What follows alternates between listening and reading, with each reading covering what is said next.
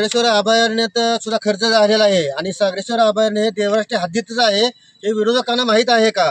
आणि जो सागरेश्वर अभयारण्यात पतंगराव कदम साहेबांनी 34 कोटी रुपये त्या वर्षी खर्च केलेले आहेत हे सुद्धा त्याचं नमूद करायला लागेल।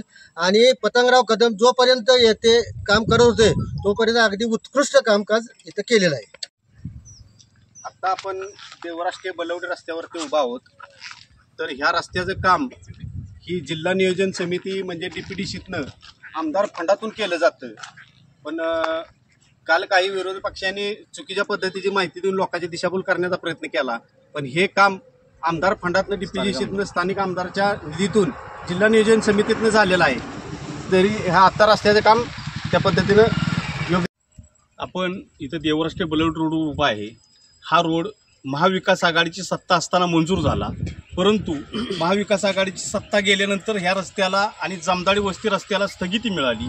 त्याच्यानंतर बाळासाहेबांनी ताकद लावून कोर्टात जाऊन हा रस्ता परत मंजूर केला। शासनाकडून त्याची वर्क ऑर्डर 2023ला आली, त्यामुळे हा रस्ता लेट झाला आपल्या सरकारच्या चुकीच्या धोरणामुळे।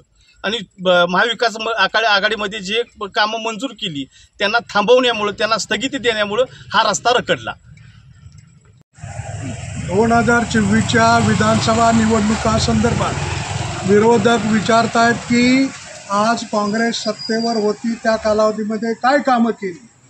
तर मला त्यांना सांगायचं आहे की आज 12/13ला यशवंतराव चव्हाण जन्मशताब्दी वर्षानिमित्त आज ह्या देवराष्ट्रीय गावाला पुण्यनगरीला 15 कोटीचा निधी मिळाला होता। त्यापैकीच हा जो रस्ता आहे हा 10 ते 15 वर्षापूर्वी बनलेला, त्याचा साधा टवका निघालेला नाही आहे।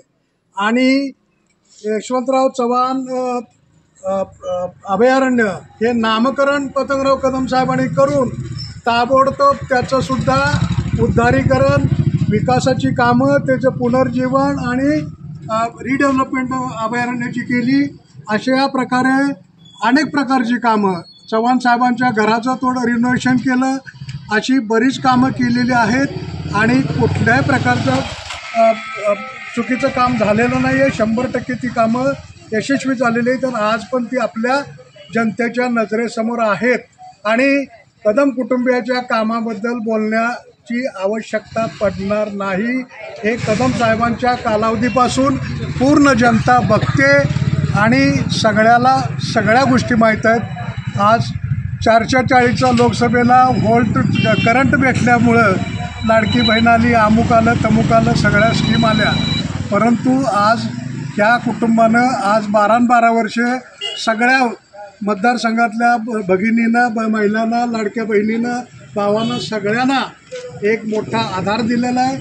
मग मेडिकल असू द्या, ॲडमिशन असू द्या, फी माफी असू द्या किंवा कुठलीही कौटुंबिक अडचण असू द्या, त्या अडचणीला हे कुटुंब धावून आलेलं आहे।